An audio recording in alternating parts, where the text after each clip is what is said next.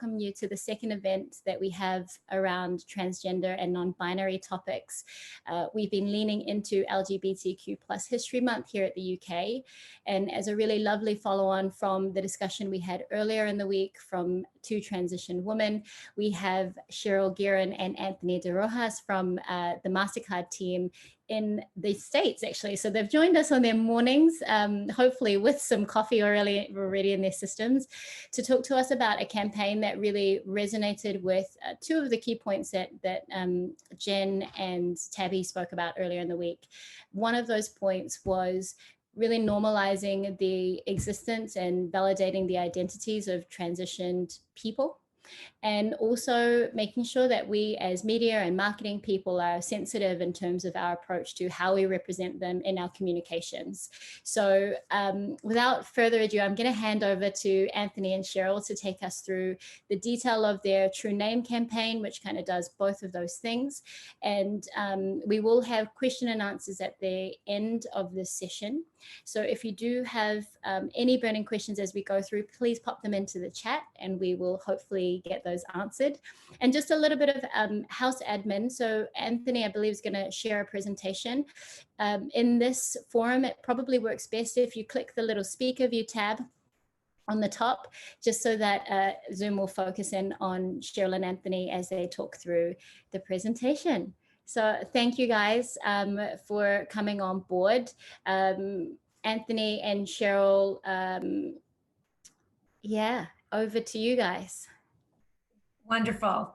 Thank you so much for having us. And this is absolutely a topic that Anthony and I are both really passionate about and worked closely on together. And so it's wonderful to be able to actually present together here today. So what I want to do is start off by sharing a video that more explicitly talks to MasterCard's focus and our purpose. And you're going to see very quickly that diversity and inclusion is embedded in the purpose of who we are.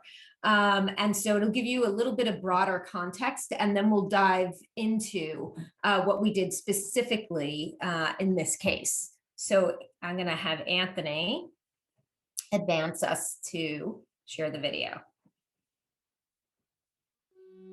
When you express the essence, the core, the purpose of your brand in just 5 words, you choose each word very carefully.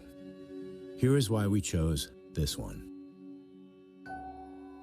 Everyone is quite simply the most inclusive word in our language, a word that demands diversity. At MasterCard, we believe that diversity and inclusion are not only forces for good, but for innovation and growth. And so we create products and platforms that recognize those whose true identity too often goes unseen, that hear the music in those who might otherwise go unheard, that help female entrepreneurs compete and challenged businesses rise, that improve the lives of workers in the gig economy, and leverage technology in order to level the playing field for all. Diversity and inclusion are not some long-term goals at MasterCard. They're who we are and how we see the world. They bind us to causes like racial justice, which is why we've pledged $500 million to tackle the hurdles to prosperity facing Black communities. They bind us to values like basic fairness, which is why we've committed to bringing 1 billion unbanked people worldwide into the digital economy. The word everyone means everything at MasterCard. Because when we create ideas and innovations that remove barriers, promote understanding, and connect, yes, everyone to priceless possibilities, we not only drive our business forward, we help drive our world forward. So hopefully that gives you a glimpse into who we are. I'm sure most of you know who MasterCard is. We have pretty broad awareness of who we are as a brand. But as a company, there's always a lot of confusion. We actually don't issue any cards. We don't handle people's interest rates. That people always ask me if I could fix their interest rate. We don't do that. But we are really a technology company that connects everyone to priceless possibilities. We do that by providing solutions to our partners. So we work with issuers, we work with merchants, corporations, governments, and they distribute our products. And so we're actually not a direct-to-consumer company, which makes what Anthony and I are going to talk about related to TrueName even more special in some ways, because it requires us to influence others to put out our products and services. And so that's an important aspect of this. The key that you hopefully took away from the video is, decency is at our core. Diversity and inclusion. When we say connecting everyone to priceless possibilities, that everyone word is really important. And it means that, we're going to be thinking about inclusion at our core. We have a broad mission to bring 1 billion people, as you saw, into the digital economy, to make sure people have the ability to access things that you and I probably take for granted, accessing, and shopping online, having a card to access your money, and having all the safety and peace of mind that comes along with that. And then I should tell you, as a company, diversity, is central, meaning the things that we're about to talk about would never happen if we weren't empowered as employees of our company to bring different perspectives to the table. It's just part of who we are. And Anthony's going to share, sort of how we do that as a company, and then we'll get right into this. Great. Ooh, my screen just froze here. Sorry. Oh no. Sorry, bear with me a second. That's okay. You get that together and I'll keep talking. How about we do that? Yeah, so one of the things that we were going to share, and then we, was really that we have a whole suite of BRGs in our, business resource groups. And go ahead, there you go. Okay, great. Sorry about that. I'm not sure what happened, but yeah. So at MasterCard, we have business resource groups, and they're really focused on celebrating, employee diversity. But they also are a place where we gain cultural insights that help inform, our corporate culture. And also when we're working on products or marketing campaigns, we'll lean on our BRGs to get insights and some direction and get a pulse on sort of the direction that we're going. So we have a Pride BRG, and they're really focused on fostering an environment of inclusiveness and respect for LGBTQ plus employees to really feel free to be themselves and just really live their lives openly, regardless of sexual orientation, gender identity, or expression. It's really about being your full self, your whole self at work. And Anthony will be modest and not tell you, but he's co-lead of the Pride BRG. So he both is on our consumer marketing team, and then also co-leading Pride, which is just a wonderful combination for us to have sitting right in our marketing organization. So Anthony is what I would call a force multiplier for diversity and inclusion in our group, which is wonderful. Yeah, it's been great to be on both sides, because I really have like a front row seat to how people are reacting, to sort of what we're doing. So it's been really great. So a little bit of history actually of Pride at MasterCard. So in 2008, we started our BRG. In 2009, we had sort of our first march in New York City with a modest but mighty crowd. In 2011, we had our first float. And then in 2016, we had increased engagement, but in 2016 was an important year because I'm not sure if you're familiar, but in 2016, North Carolina passed this bathroom bill, which essentially required transgender people to use the bathroom that corresponds with the gender that's on their birth certificate. Thankfully, that's since been reversed, but at the time there was a lot of press and a lot of momentum around this. So we really wanted to find a way to support the community, and we actually built a bathroom at Pride where all you needed was a heartbeat to open up the door. So people, showed up to this restroom, they held their hand to a sensor that felt their heartbeat, the door opened up. It didn't matter your gender, your sexual orientation, it was just being human and having a heartbeat.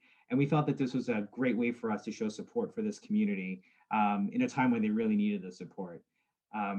So from 2016, we really started to get more support in the company around Pride. And then in 2018, we had great engagement from employees, and we also had an interactive activation that drove a lot of engagement at Pride.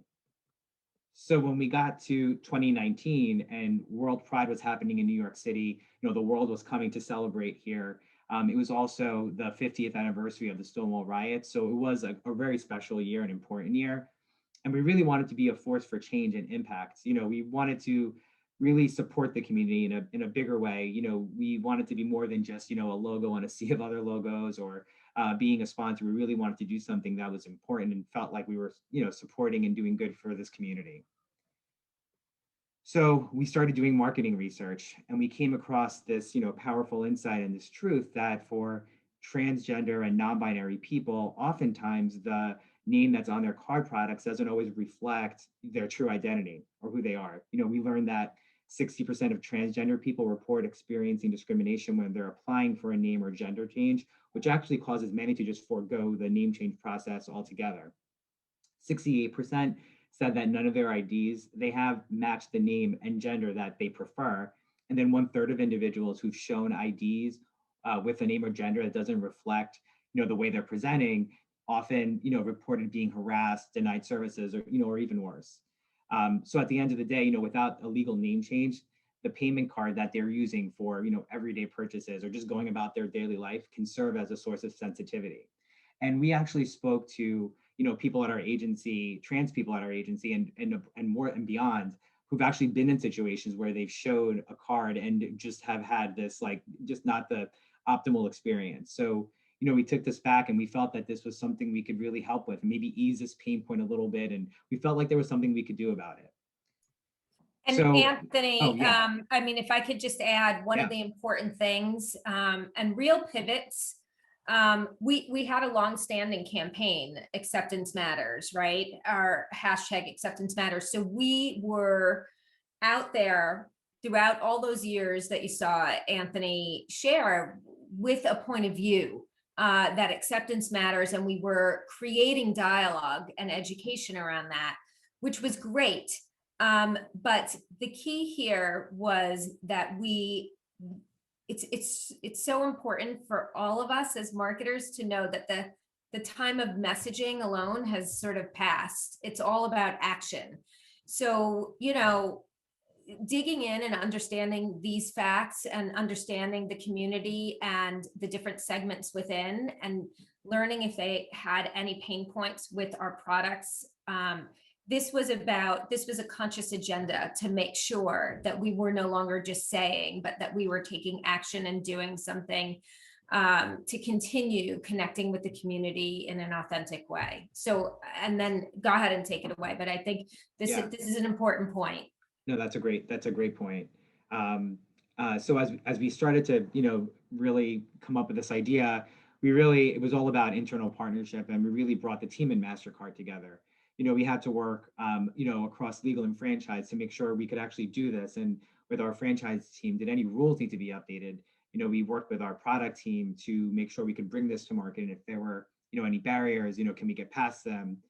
Our partners, like Cheryl mentioned, our partners are extremely important to us. We needed to make sure that our partners saw the value in this, because at the end of the day, we needed our issuing partners and our bank partners to issue the cards to consumers. So if we were to develop something, a card that would help the card products, or for people to have their chosen names on the front of their cards, we needed to make sure the issuers were behind it and saw the value, and they did support us. We also had to work with leadership, make sure that, we could get them behind us and help move this forward. And to be quite honest with you, this was probably the easiest part, which I think speaks a lot to our culture at MasterCard that Cheryl was talking about. People like Cheryl got behind this in a heartbeat, as did many other executives, and really helped us move this forward. And then the community, we worked with the LGBTQ community at MasterCard. We worked a lot with our BRGs to, pressure check, what we were thinking of putting onto the market, our messaging. Our agency McCann has McCann Q, and LGBTQ group within the agency. We worked with them as well, and we did some research of our own to make sure that, this was resonating in an authentic way with the community. So we came up with, the solution of True Name, a feature that really embodies our mission of acceptance, but like Cheryl said, beyond, really kind of taking more of an active position here. So, like we were saying, for trans and non-binary individuals, oftentimes the name displayed on the front of their card represents someone that they're not. So with the true name feature, it allows individuals to prominently feature their chosen name on the front of their cards without requiring a legal name change. So like all those issues that we saw before that people sometimes forgo the process, of getting a legal name change, this card doesn't require, or this feature doesn't require that. So our goal here in the beginning was really to set, a new industry standard that people's financial products should really reflect their true identity and essentially bring a historically marginalized group within the LGBTQIA community to the forefront. So when it came to launching this, we really wanted to announce True Name in a big way. So we held a media briefing where we had a panel discussion with community leaders, influencers, and just people from the community to talk about, World Prize, the community, and we launched this video. But we also, after the video, which we're going to get into this in a minute, we also had an unveiling which for this community, which tied into sort of True Name as well. But the video that I'm about to show, this is our launch video, and it features, real people telling their stories. So I'm going to go ahead and show that. Handing over my card makes me feel very anxious and nervous. Just a total invalidation of my identity.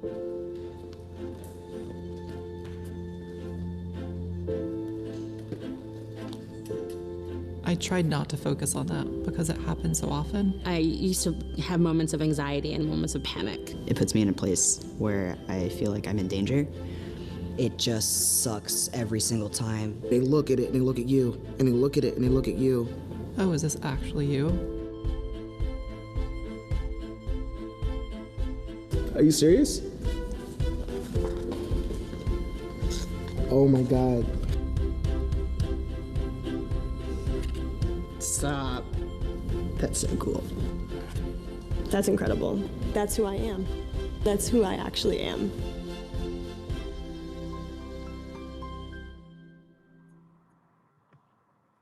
So unbelievably powerful, right? I tear up right now when I see this, the voices and putting people in a place where they could empathize and understand what what someone else is going through. And, it's, you saw it said coming soon. And I mentioned before that, and Anthony did as well, that we don't issue cards. So what we did at Pride was we did commemorative 50th anniversary of Stonewall Pride True Name cards that we distributed. We stamped people's names there. But, that was perfect for an event, but we needed to make this really happen. And part of this was influencing our customers. And we knew we had several customers on board, but we knew if we came out with this powerful messaging, we could get others on board as well. So we did that. And then to Anthony's point, we unveiled True Name and what we called Acceptance Street in a really powerful way. So at the corner of Gay Street and Christopher Street, right where the Stonewall riots happened, we added to the designations of the sign. So we added to the street sign so that it was clear that gay didn't encompass all of the designations and how people relate to who they are. And so we added the entire designation of the LGBTQIA plus community, and of course ended the sign with Acceptance Matters. We did this in partnership with New York City, the Department of Human Rights, and we launched it jointly with the city. And this became an instant Instagrammable moment. People already would go to Gay and Christopher Street and take pictures by the Gay Street sign. This created a real excitement movement. And, even Kamala Harris here, now our vice president, posted about this, and Chelsea Clinton and others, hundreds of thousands of people took pictures by the sign with pride, and really signifying Acceptance Street. Now, I have to tell you, this was supposed to be up for 2 weeks of Pride, and it stayed up for 4 months through October. And it's something that the city said they'll bring back every Pride month as well. And it became landmark in Google Maps even. And so this was super exciting. So imagine making such a statement like this, plus the launch of True Name at the same time. And, you know, we could share a few of our results with you on the next page. Oh, do we want to show the video first? Oh, right, there's a video Yeah. first. Thank you. Yeah, So let's show you a little video of this unveiling. Christopher and Gay Street, certainly significant primarily because Christopher Street is the home of gay culture in America. I could actually be out and be free because of what happened on Christopher Street. We've come so far, but we still have so much further to go. There's so many layers of gay liberation that the term gay doesn't quite cover it all.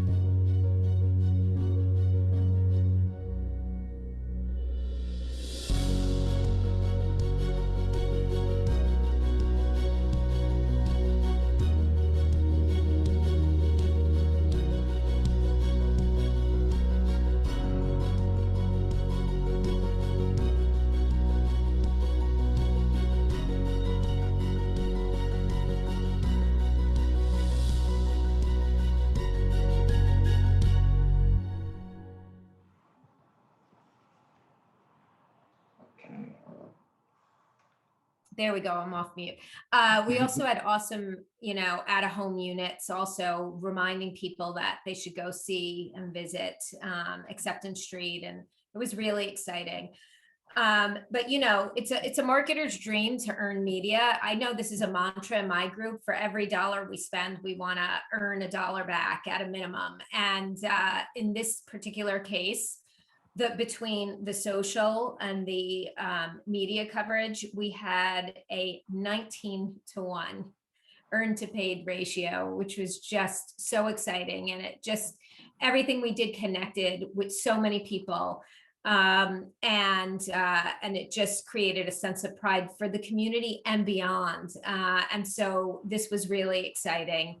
And the other thing is that look at the 99% positive and neutral sentiment. You know, so many brands, you know, you talk about brave brands, you know, you're gonna, the positive so outweighs the negative here. And I have to say, where you might get a few posts, or you might get a few people that don't agree with your views, look at the positivity. It just, we were just so proud that that came through, but we were ready if we were going to be hit harder, by the way, and we knew we were doing the right thing, so it was okay.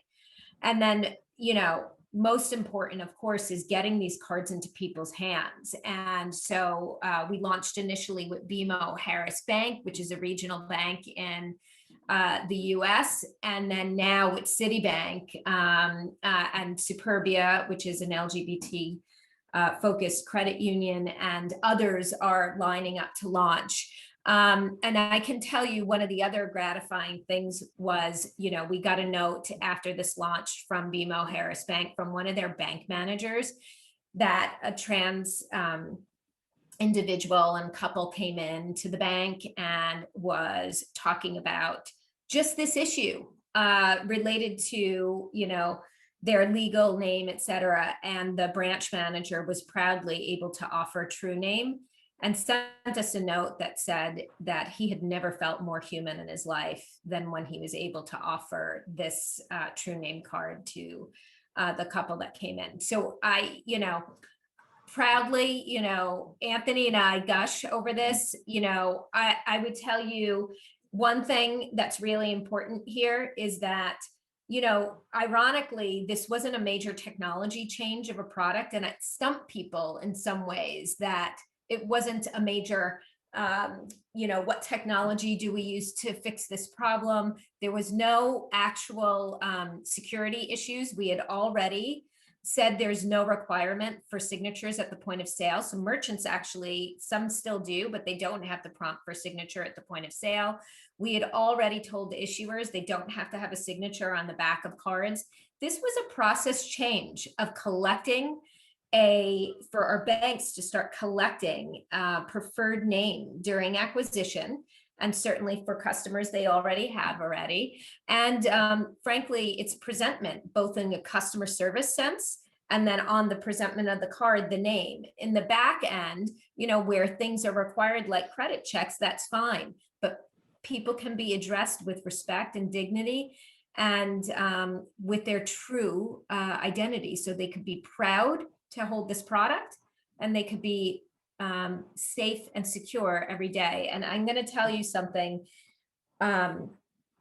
We further, the following year, we were able to release that. Once we had the product officially live, we released this commercial, and we had a director, we worked with the director who's had the most Super Bowl spots in the US, who came on and said he wants to do this with us. He reached out and wanted to tell the story with us of True Name. So we have one more video for you. And it just speaks to once you do take an action, you can message with real authenticity. So let's play that, Anthony.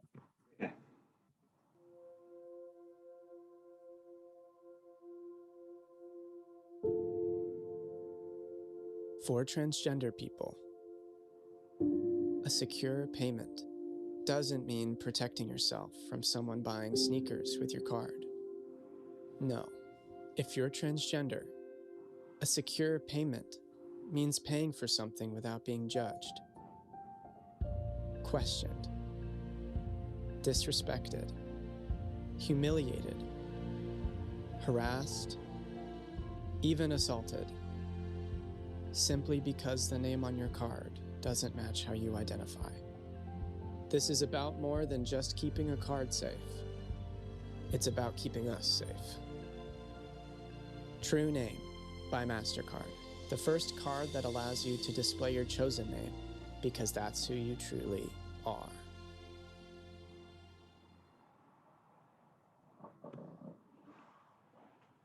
So I know each of us, you know, I feel so proud of our team because we pushed this through and we influenced and we got our issuers on board. And I just feel unbelievable pride that we pulled this off. And the letters and the feedback we get from customers saying that this is a life changer and that we're gonna influence so many others to do the right thing. It's just a source of pride. And, you know, I had the most fun working with Anthony on this, and we wouldn't stop. It was like an unstoppable force. We weren't going to stop. And by the way, we won't stop. This is rolling out in Europe. It's going to roll out in other markets around the world. We won't stop till it's at scale with supporting all people around the world. And Anthony. Yeah, no, I mean, just to echo what Cheryl said, I mean, I think like, you know, just seeing the response of people has been incredible. I remember when we launched True Name, I remember actually, Cheryl, I remember being there with you when someone came up to you and said, thank you so much for doing this, and just seeing the reactions. I remember it was like you were sort of outside of yourself, like watching these reactions because you get so into it, and you to see the reactions of people, and just being, you know, part of the LGBTQ community, working in MasterCard and seeing like the excitement amongst employees and everyone we spoke to. For me, it's just so motivating, and it's just been a great thing to work on, and I'm excited for the future of True Name and beyond. Agree. So thank you, and we're happy to take some questions. Yeah. Amazing. Thank you so much. I know in the chat, people have been talking about having tingles. I definitely had them. I think I was close to tears maybe 3 or 4 times during this presentation. And I did have a whole line of questions that I had sort of prepared in advance. You've covered a lot of that. And I really want to encourage the floor to think about, you know, some questions that you want to ask. Feel free to put them in the chat or interrupt me. So I might ask 1 or 2 myself and then give people the opportunity to write something in. I know we have marketers in this session, and I think it's really important. You guys setting an example of bravery. So I think I want to start there because I know big companies, big corporations, as I've said before, often get a bad rap for trying to get involved in topics that certain people think that they don't have any right to play in. And then also, as you know, impassioned people that sit within a business, trying to drive this forward and being scared maybe of getting it wrong. So do you guys want to talk maybe a little bit about some of the fears that you maybe had as you were going through this process, knowing that it's the right thing to do, but maybe being a little bit nervous about, should we do it? Should we push play on this sort of thing or not? Yeah, what's interesting is, so it's part of it was how much of this is us to fix versus how much is the issuer. And I think some of that internal talk was just, people loved it and thought it was great, but I swear it was like, you'd go around and it's like, oh no, it's not a security issue, so it's not that department. Oh, it's not a credit product, like we're not giving credit, like, so, oh, it's not that. And it took some time to just get centered around who was going to do this. And I'm going to tell you what happened. We did it in marketing, because it really wasn't. And to Anthony's point, then we rallied the group because people really wanted to do it. It was just a matter of, it's funny enough, just didn't fit into your normal org, structure of how you do products and services. And then it's not a technology. And it's not this, and it's not that, but it was a process with franchise rules and things that we had to set in place. And then we had a job of influencing our customers. But I think on being brave, I think it's why we showed that opening video, because it is core to who we are. We didn't run to get permission, like, to do this. It's just, you can do something like this at MasterCard because it's part of our DNA. And I would challenge anyone, if you found out a product or a service or something you do as a brand is actually creating a safety issue, an issue of, not feeling good about your product, would you not do anything about it?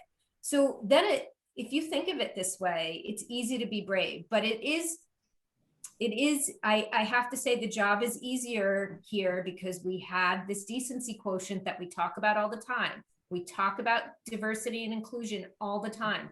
Anthony ran a whole bunch of effort around Trans Awareness Week. We did panels at the company to educate people. We have manager, if somebody's going through a transition, this is how you should support as a manager. So like, it's just ingrained in who we are, and it makes that bravery a lot easier. But I showed you 99% positive. You're going to get outliers who don't agree with what you do, but you have to be okay with that.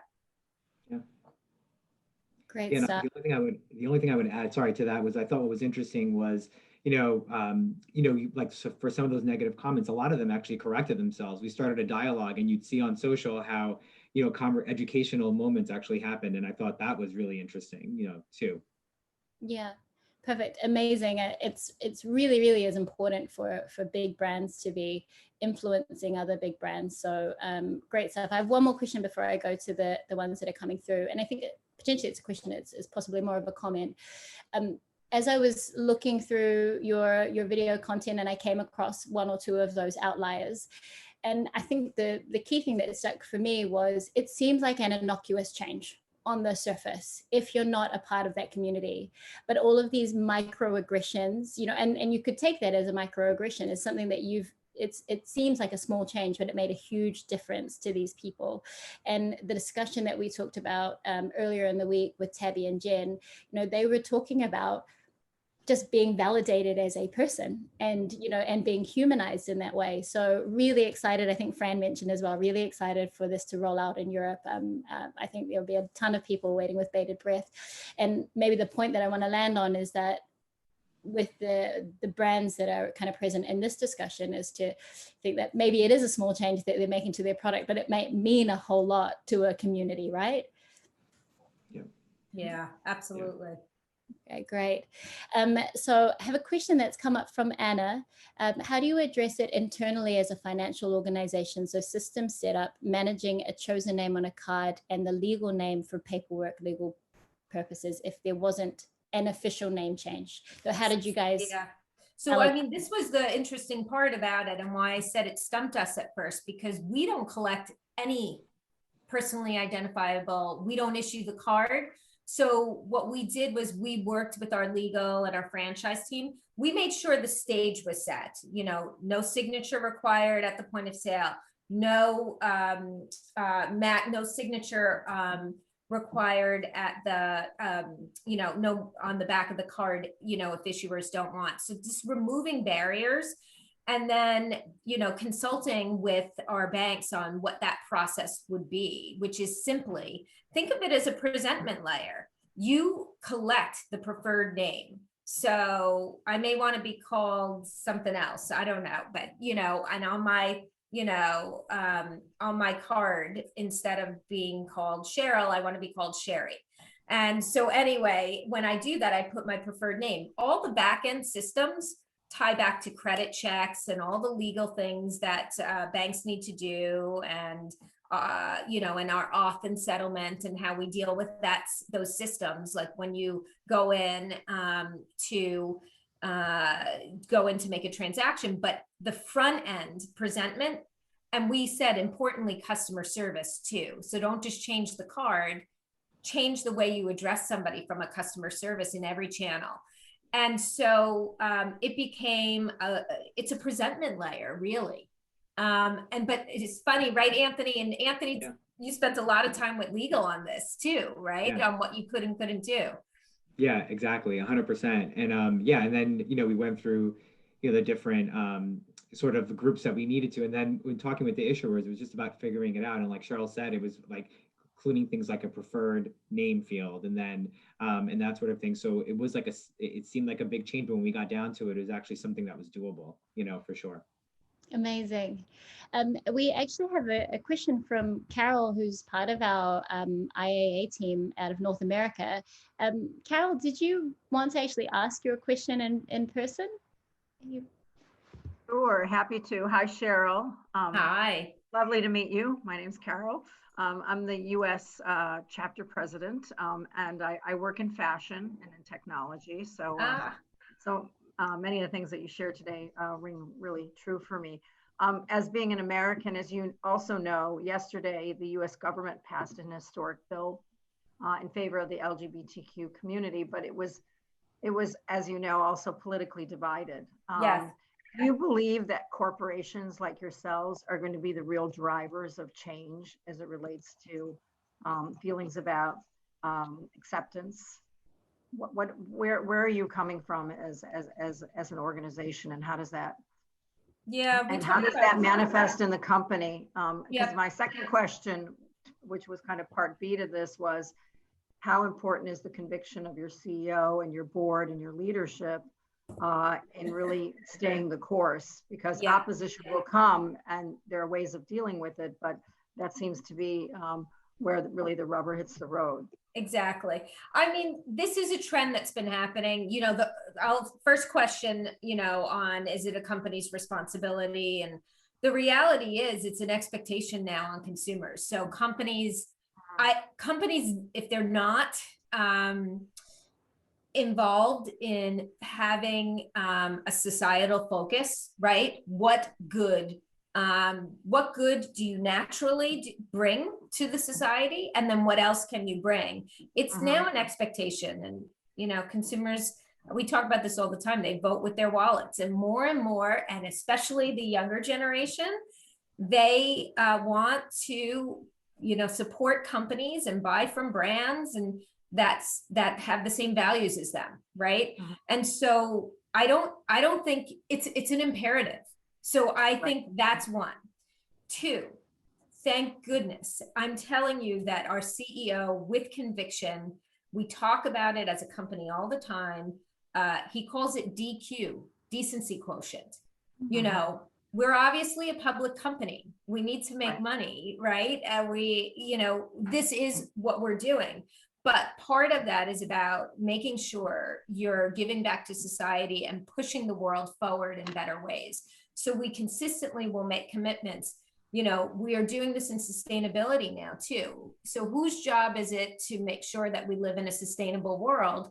It's now everybody's job, and companies have to be in there as a force multiplier. We can't just hope that regulation or other things come from our government entities, you know? And so we believe that we will do well by doing good.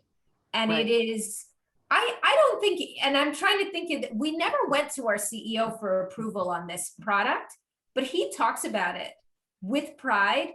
And he talks about the impact it's had on the employees at our company. So it makes all the difference in the world that he is who he is. And by the way, we have a new CEO, and he is the same, you know, just as of January 1st, and is the same on the same mode. This is part of who we are as a company. I think the point you made about, you know, the customer is really demanding it. So, you know, the power is in the hands of the customer more and more, or the consumer.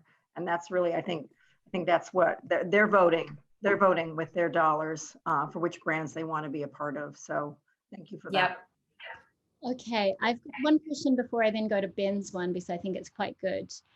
My question was just around the sensitivity and the consultation work that you guys did, both from getting the talent into the involved in the project and in the commercials, but also from a media planning point of view. Do you have any insights that you can share with this group around how you approach those things? Yeah.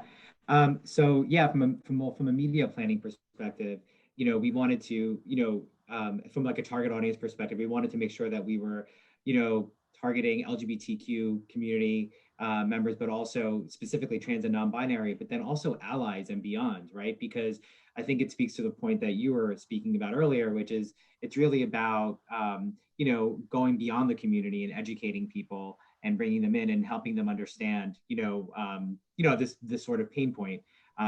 So we made sure that when we worked with our media agency that we were targeting all the right people. And then, like you said, you know, as far as from a casting perspective, you know, it was all about real people telling their stories in an authentic way. And then when it came to the commercial, of course, those were actors, but they were all, except for the cashier, they were all people from the trans community. So we wanted to make sure that, you know, we were sort of like, you know, putting our money where our mouth is, you know, like that we were really walking the walk. Is that how you say it? You know, when it came to this community. Okay, great.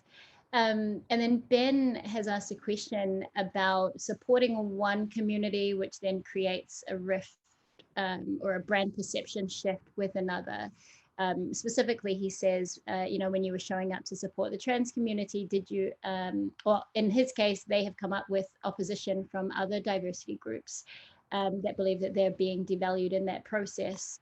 Did you think about that? Come across that? Did you address that? Yeah, so actually we did some research. It's actually a very interesting question. Oops, sorry, my dogs like that question, I guess. We did some research across the LGBTQ community.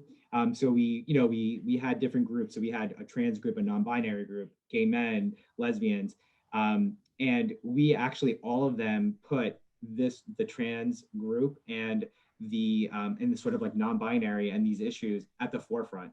So they actually believe that within the community, they across every group, they said it's time, we really need to focus on the trans members, our brothers and sisters within the trans community, and help support them, and you know, and really get behind them. So I thought that was really interesting, and it made me feel good, you know, about you know, kind of focusing in on this on trans and with True Name, you know. That's awesome. And another question that I had on that front, because it sort of came off the last, a piece of advice that we got actually from Tabby in the last section, which was at the idea stage. So when you're coming up with the concept, getting them involved right away, getting the community involved right away. Is that something that you guys did? Yeah.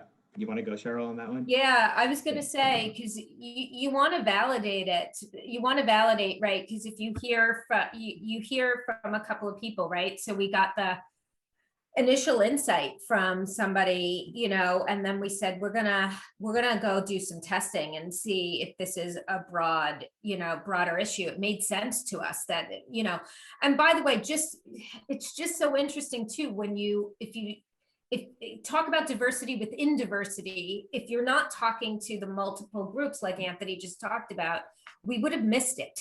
we would have missed this issue. And, you know, so anyway, we went broader and then got the community involved, and you know, we work with GLAAD and we work with other organizations, and that's an important area too, right? We just launched another effort focused on Black women business owners in the US also, you know, and we worked with different organizations, and, you know, you can't just leave it to our own group or even a few people at the company, or even we leveraged our BRG. We have a diversity council for marketing, but we wanted to go outside and work with different organizations that helps inform us and, you know, the community at large. And so that, and a lot of research and testing as well.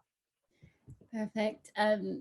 I'm glad you said that, and it probably leads nicely onto a question that came from Fran. So Fran is part of our IAA. She also leads marketing for Twitch. So her question was around how you prepared for potential negative backlash and potential boycotts. I know you sort of have kind of touched on being prepared if it didn't go as well as it did, but could you speak a bit more around action plans that you would put in place? And by the way, I think Twitch is the only thing that my kids watch and participate in as of now. That's their main form of media at this point, right? So yes, big fans in our house.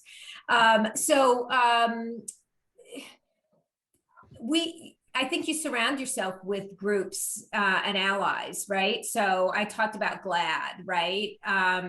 You know, you have organizations that are around you that know the intent and that will support you. And, you know, we know that unfortunately not everybody has the same point of view, but you mitigate risk, right? Like if you're really taking authentic actions, and we had the research, we had other support. So, you know, there was a real issue here, and we moved in to solve it. Now, if we were just messaging and not doing something, we couldn't do it with confidence. It wouldn't be authentic. And so, you know, that this happened too. So I mean, I think of how proud I am about the Acceptance Matters campaign that we did for so long. We stopped ourselves and we said, we have to do more now, right? Because of, you know, what Carol was saying, we could be rejected, you know, for just having a campaign now, even though it was a positive campaign and had been positively received for so many years. Now it was time to do something that was more action oriented. And by the way, in general, we changed our tagline to "Start Something Priceless," which forces our entire marketing organization with every initiative we do to say, what's our action in everything we do, whether that's inclusion or other, because this is the world we're living in and the consumer expectation. And so if we want to be authentic as a brand, you have to not just say, you have to do. So to us, that's protected, but you have to be ready with your response that the company feels comfortable with. You have to be ready with allies that will come to your rescue if you're being attacked, you know, in a really negative way. And that's how you protect yourself along the way.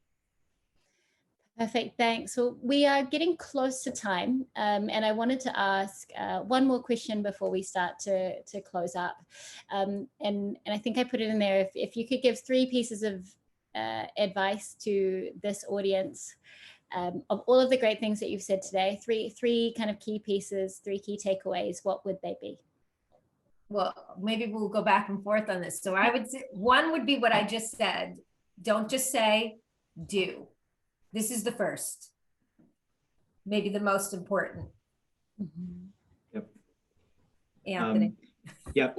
I mean, I would say, like, as you're, you know, I think, you know, understand, like, if you're going to support sort of a marginalized group, like, you know, I think you really need to understand these communities and what they're dealing with, and develop insights on their needs, and understand that, you know, there are different segments within within whatever community. It's not like a one size fits all type of thing. Just to build on what Cheryl was saying, like, you know, you have to be active, but I think you also have to understand and you know, sort of get to the core, you know? Yeah. And then, you know, Another one could be, and this is where, you know, what do we do to protect ourselves? The fact is, because we didn't just show up all of a sudden, that we were in this for a long time, over a long period of time, that helps. So I think you have to build credibility, I guess would be my last thing. You have to have a series of things where you're building credibility. MasterCard didn't show up all of a sudden. So that you have to think about that. And the brands that just showed up all of a sudden with the logo, with the rainbow, they got creamed, you know? And so, you know, we're way past that. And by the way, I'm certain that all of those brands had very good intentions and they want to support the community, but it's just, we're so past that. You have to just show continued support, and then that's when you're going to have the right level of authenticity. Amazing. Thank you so much. I'm actually going to take the opportunity to pass to Fred, who I just wanted to say a couple of things before we officially close out. So Fred, is that all right? Yeah. So first of all, just a huge thanks to Cheryl and you, Anthony, getting up early. Hopefully you're on the East Coast and not the West Coast in the US. But it's been great to learn more about this campaign. I suppose that it's a small change, but it's such a huge and important one, and it will mean so much for the community as a whole. So, as we mentioned before, I can't wait to see this come to Europe. It will make a massive impact here. So, thanks for sharing this kind of very inspirational and emotional campaign. Really excited to see where you can take this. And also thank you to Kerry for organizing this. There's been a lot of hard work on the back end to get everything lined up. I think this was an enormously well spent hour to kind of learn about this campaign, and thank you for you taking the time to join us, and also for what you do for kind of a wider industry and for the community as well. And I'm sure doing well by doing good is something that you can live by. So I just want to take some time to thank you and to follow the team as well. Yeah, perfect. Yeah, thank you so much. I don't know if anybody else wants to say anything else. I mean, Kerry, we do have you on here as sort of the UK kind of representative and voice for MasterCard. So did you want to say anything else before I let people go? No, I think, I think you both did a great job in sort of thanking our guests today. As soon as we had the theme this month decided, I immediately reached out to these two because they're so inspirational as people and marketers in our organization, and bringing this to life, putting it into action really sort of inspires so many of us internally. And I just wanted to sort of share that with the wider community. So thank you everyone for joining, and to Cheryl and Anthony. So this is good. Thanks. Yeah. It's absolutely emanated, I think, the energy that's come through the screen, which is really difficult to do. Feeling that, and I'll say again that I felt really close to tears on a couple of occasions, and I've actually shared this campaign on my own personal channels, and I think of all of the likes that I may have received for various photos of myself, the ones that came through for this particular campaign meant more, because the work is obviously really worthy. So thanks again, and on behalf of the audience, I like that you use the word small but mighty, Anthony, because we have some pretty senior and important representation in this meeting, and it's my view anyway is it's bit by bit, over time. So I think collectively, let's all be a force of what do we call it? Force multiplier. Force multiplier. New word that I'm going to use. Thank you so much, Cheryl. You've actually hit us with a lot of really good merchandisable terms, which I think we're going to start integrating into our vernacular. So yeah, thanks again, really, for your time. We hope to share some of your insights a bit more broader, if that's all right with yourselves. And if there are follow-up questions, we might pass them through Kerry. Wonderful. Thanks so much for having us. Yes, thank you. Thanks. Thank you all for joining. Thanks, guys. Thank you very much. That was excellent. Thank you, Cheryl. Thank you so much. Thank you. Have a good day, evening for you. Exactly. Bye-bye.